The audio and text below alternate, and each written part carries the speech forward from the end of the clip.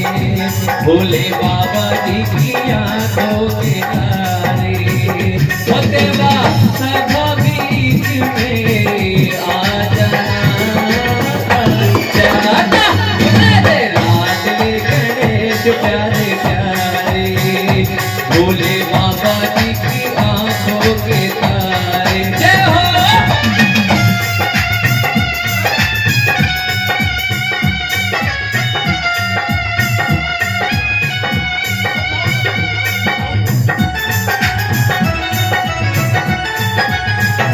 जय हो।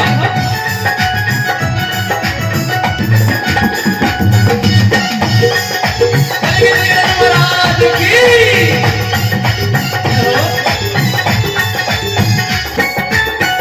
अध्ययन है क्या?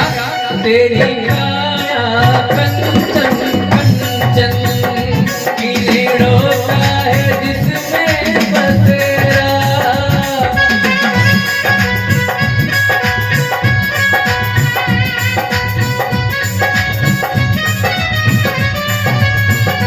बाबा सूरत सुंदरी सूरत, तेरी आंखों में खुशियों का डेरा।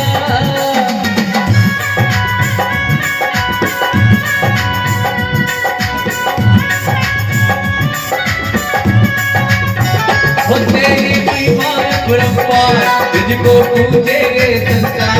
तेरी महिमा परंपार, तुझको पूजेंगे संसार। प्रभु अमृत रस करता जाना, हमारे लाडले गणेश प्यारे प्यारे, भोले बाबा जी की आंखों के तारे।